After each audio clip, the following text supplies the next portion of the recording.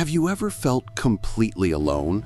In a moment of despair, of doubt, of unbearable pain, you cried out to heaven, and the only answer was silence, a deafening, heavy silence that seems to echo the emptiness of your own soul. For many, this is one of faith's greatest enigmas. Where is God when we need Him most? Why, at times, does heaven seem mute? On our channel, Unveiling the Scriptures, we don't shy away from difficult questions. Today, we will delve into one of the Bible's deepest mysteries, the apparent silence of God, and what it teaches us about His providence and our own faith. If this journey resonates with you, hit like, share, and subscribe to unveil more truths with us. The Bible is filled with stories of men and women who cried out to God, but seemed to get no answer. Think of Joseph, a young man with prophetic dreams, favored by his father, yet thrown into a pit by his own brothers, sold into slavery, falsely accused, cast into prison. Years passed, years of captivity, of injustice, of being forgotten.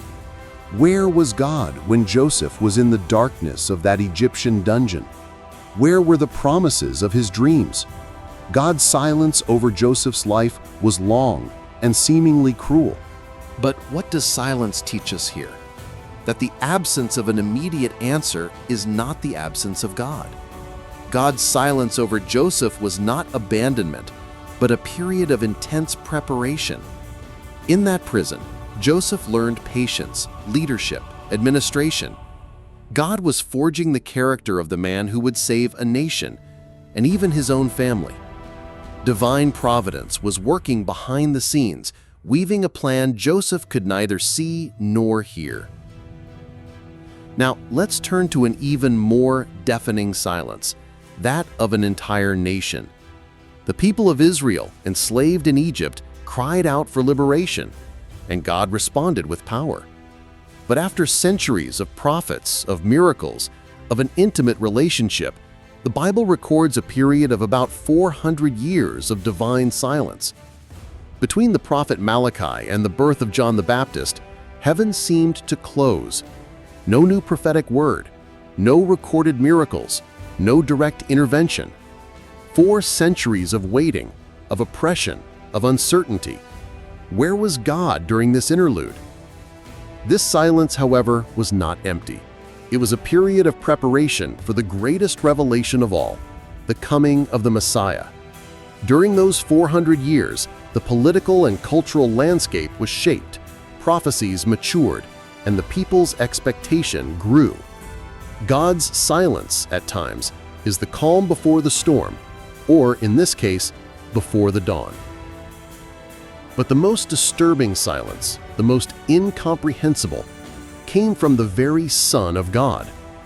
On the cross, at the height of suffering, Jesus cried out, my God, why have you forsaken me?" The Father, who always heard the Son, who was always in perfect communion, seemed to fall silent. Heaven grew dark. The earth trembled. In that moment, Jesus bore the weight of all humanity, of all sin, and the Father, in His holiness, could not look upon sin. This was not a silence of absence, but a silence of supreme purpose. In that silence, the greatest work of redemption was being accomplished. Humanity's salvation depended on that apparent abandonment. God's silence on the cross was not the end, but the prelude to the greatest victory over death and sin. It is the silence that teaches us about the cost of love and the depth of sacrifice. So, what do these moments of God's apparent silence teach us? First, silence is not absence. God is always present, even when we don't perceive Him. His providence works in ways our limited minds cannot comprehend. Second, silence refines our faith. It forces us to trust not in immediate answers, but in God's character. Faith is not the absence of doubt, but trust in God despite it. Third, silence prepares us. Like Joseph, we are shaped and strengthened for the purpose God has for us. Fourth, silence can be a prelude. Great revelations and divine interventions are often preceded by periods of apparent inactivity. Fifth, silence deepens our intimacy.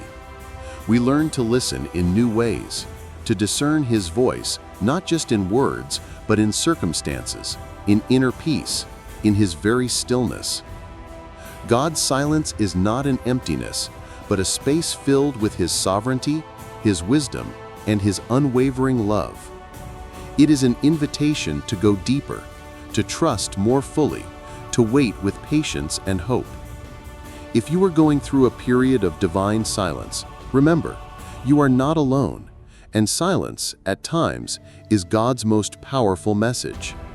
It is the promise that He is working, even when we don't see Him, even when we don't hear Him, and that His plan is perfect. What is your experience with God's silence? Share in the comments. Your story might inspire others. Subscribe to Unveiling the Scriptures for more journeys of faith and discovery. Until the next video, may the light of the Word illuminate your path.